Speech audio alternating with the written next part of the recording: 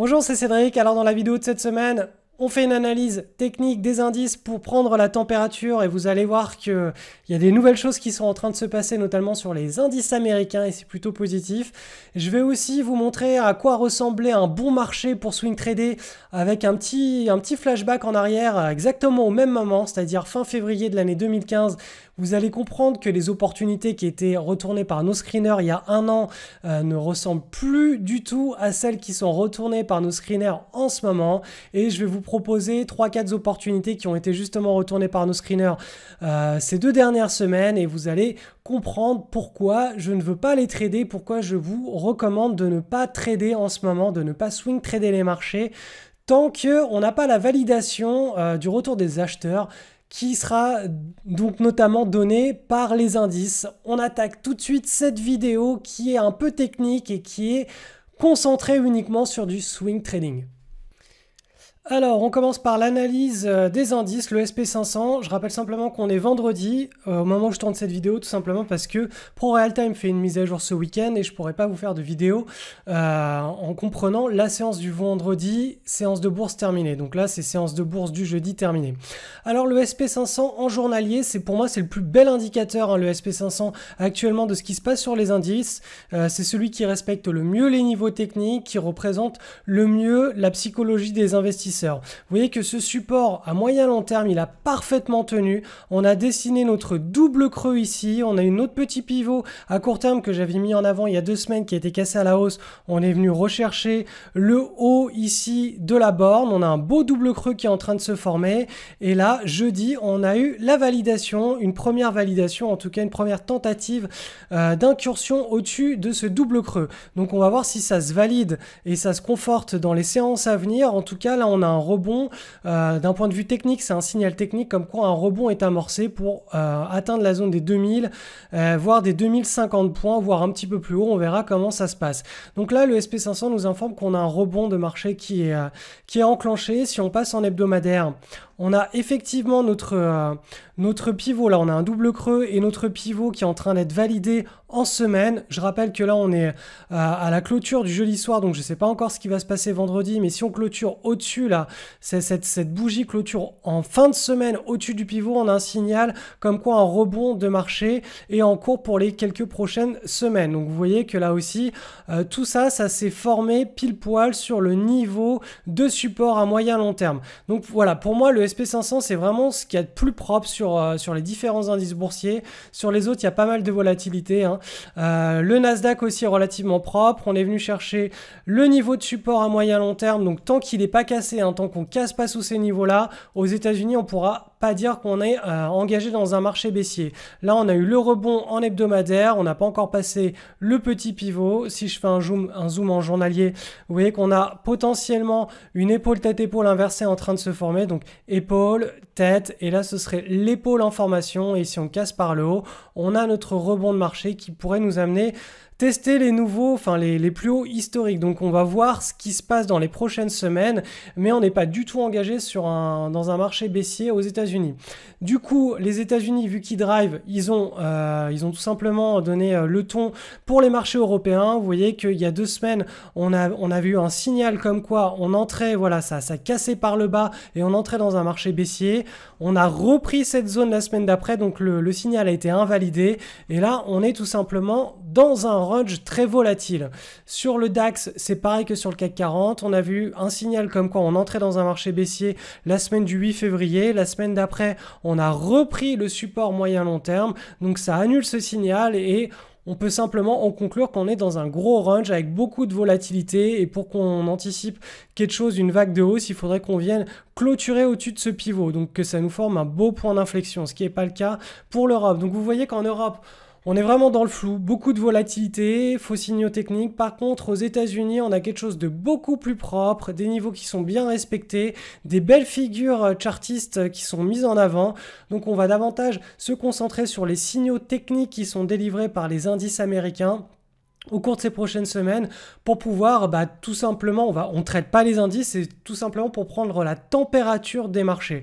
Après, ce qui se passe Que l'on fasse une analyse technique ou pas des indices boursiers, ce qui nous importe nous réellement, c'est ce qui se passe sur nos screeners, à savoir si on a des belles opportunités graphiques qui nous sont retournées par nos screeners ou pas.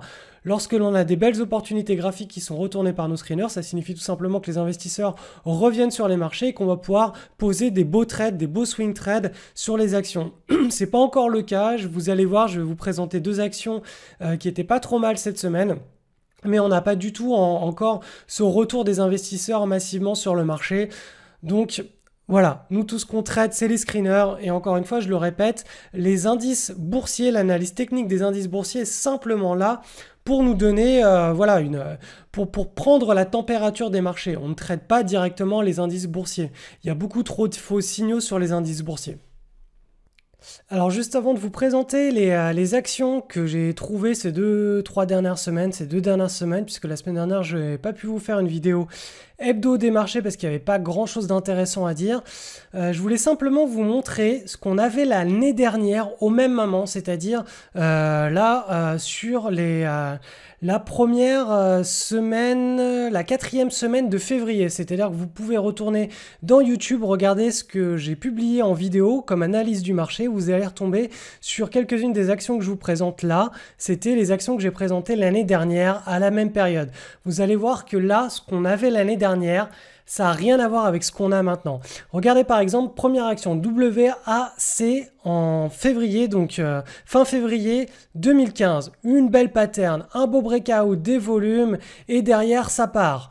On avait quoi? SR9, pareil, on avait une large base ici, on avait ensuite une petite consolidation de type roquette de marché et ensuite ça partait. On avait le titre H5E qui était détecté donc là, exactement à la même semaine l'année dernière, à un an près, sortie de large base, petite pattern en type roquette et un rush derrière. On avait CBPO, pareil, une magnifique pattern ici.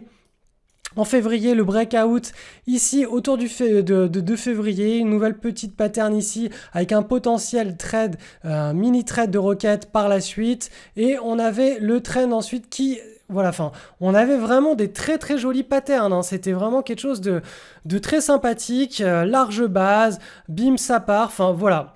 Concrètement, l'année dernière, on avait vraiment de quoi s'activer, se mettre beaucoup de trades dans le portefeuille et ce n'est pas du tout le cas cette année. Et là, en ce moment, on est cash, on reste cash. Le peu d'opportunités qui passent sur nos screeners, elles sont vraiment de qualité très moyenne et très douteuse. Donc la position cash, c'est un trade en soi, c'est un trade pour sécuriser son capital et quand le marché redeviendra facile à trader, on pourra recommencer à trader facilement et à prendre facilement des plus-values. Mais savoir rester en retrait, c'est extrêmement important, même si vous commencez vos formations et vous commencez à vous intéresser au marché actuellement.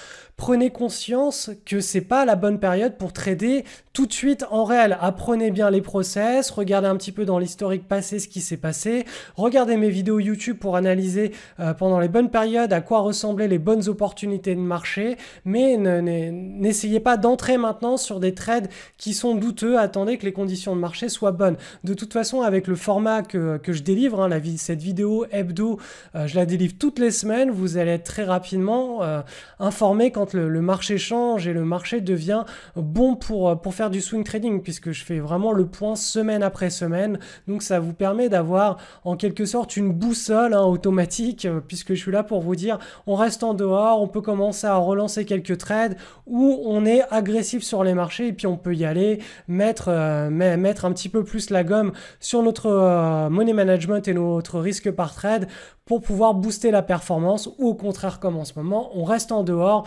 et vaut mieux ne rien tenter plutôt que de tenter même des petits trades. Vaut mieux rester en dehors et attendre que la tempête passe. Alors donc les titres du moment, alors je vais vous en présenter 4, ils sont tous cotés sur Euronext ou en tout cas en Europe, Allemagne ou Euronext.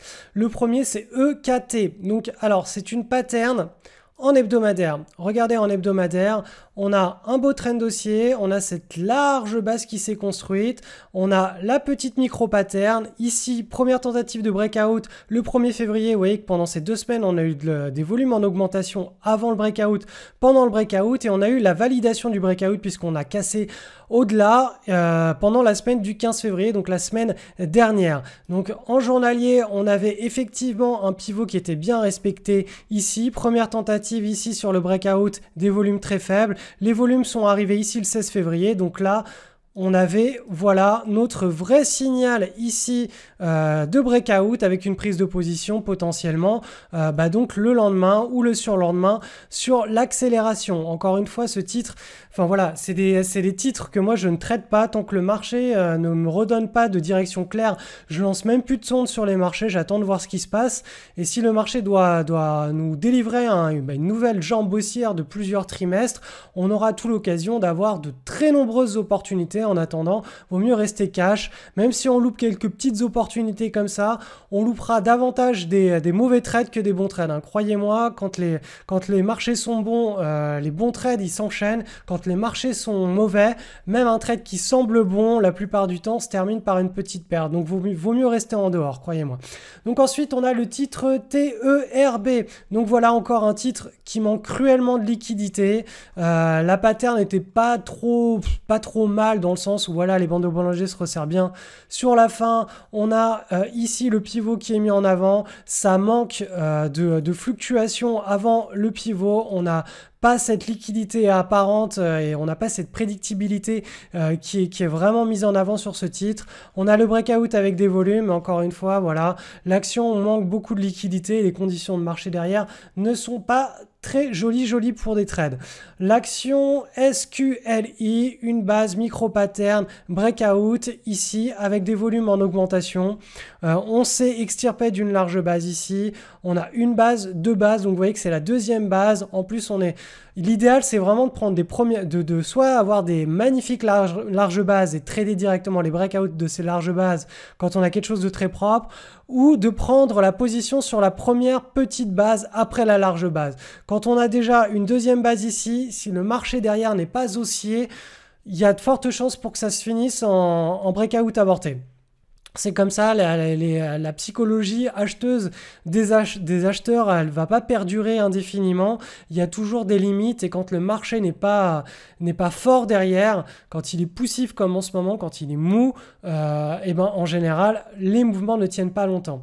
Dernier titre, ECA. Pour moi, ça manque de liquidité. Prise de position potentielle ici le 16 février ou le 17 février. On avait la base était correcte, elle était bien large. On avait le pivot qui était bien mis en avant. On avait une première tentative de breakout ici le 3 février. Ensuite, on a eu là cette petite incursion avec des volumes. Hop, ça a ressaqué. Le marché n'était pas prêt à accueillir ce breakout. Le marché est trop tendu. Ça manque de liquidité sur ce titre. Donc forcément, dès qu'il y a quelques vendeurs qui arrivent, ça ressaque toujours avec beaucoup de volatilité. Et là, le mouvement est réellement parti ici le 16 février, tout simplement quand les indices américains se sont mis à effectuer leur bottom sur le deuxième creux. Là, en hebdomadaire, on avait quelque chose d'assez sympathique avec le véritable signal hebdomadaire du breakout qui s'effectuait la semaine dernière. Et pour un trade en hebdo, c'était une prise de position, donc soit pendant la semaine, hop, ici, soit pendant la validation en début de semaine, en début de cette semaine. Encore une fois, je vous encourage vraiment pas à prendre des positions tant que le marché n'a pas validé des cassures à la hausse, comme je l'ai expliqué en début de vidéo, des pivots. Quand ça cassera par le haut aux US et en Europe, là on pourra recommencer à être plus optimiste et à prendre des trades. Et on pourra se remettre à avoir une activité de swing trading sur les marchés, mais pas avant. Pour clôturer cette vidéo, je voulais simplement vous rediriger vers un article que j'ai écrit cette semaine qui se nomme « Comment modéliser sa réussite et la rendre réelle ». Avoir un plan pour tout. Dans cet article, dans ce papier technique, je vous explique bien au-delà des frontières de la bourse, c'est surtout dans vos vies personnelles, pourquoi vous devez absolument organiser vos journées, vos semaines, vos mois avec des routines, et ces routines doivent entrer dans un plan de vie à moyen long terme. À partir du moment où vous agissez en dehors de ces routines et en dehors de ces plans, c'est que vous faites partie, vous, du plan de quelqu'un d'autre. Et il y a un petit test que vous allez pouvoir faire pendant 24 heures. Je ne vais pas vous l'expliquer là oralement dans cette vidéo, mais je vous encourage vraiment à aller lire cet article. Pour moi, il m'a fait beaucoup fumer mes neurones, hein, parce que j'adore avoir des ruptures de pensée, de toujours me remettre en question. Et cet article, c'est un petit peu voilà, la conceptualisation de pourquoi j'aime remettre en perspective tout ce que j'apprends, tout ce que je connais, et en quoi j'arrive à avancer dans la vie et j'analyse énormément aussi les modèles de réussite de mon entourage. Je lis beaucoup de livres et d'autobiographies de gens qui ont réussi à faire des choses assez formidables, hein, qui sont pas forcément liées à l'argent ou au business. Ça va vraiment ça part dans tous les sens, hein, que ce soit dans l'alimentation, nutrition, sport, dépassement de soi-même, enfin voilà, ça couvre absolument tous les sujets de la vie. Donc lisez vraiment cet article. J'espère qu'il vous aidera. N'hésitez pas à commenter ou à laisser tout simplement votre pensée sur ce sujet-là. Il y a notamment Pierre qui a commenté cet article et voilà, il a encore créé de la rupture dans ma propre pensée. J'ai adoré. Je lui ai répondu d'ailleurs, donc n'hésitez pas à commenter si vous avez des choses, si vous avez votre opinion à défendre ou des choses à dire, allez-y. On est dans un espace de communication sur le blog, donc n'hésitez pas à communiquer et je vous souhaite une excellente fin de week-end, une bonne semaine sur les marchés. On se dit certainement à mercredi pour un autre papier technique et quoi qu'il en soit, à samedi prochain pour la vidéo hebdo de notre club de traders.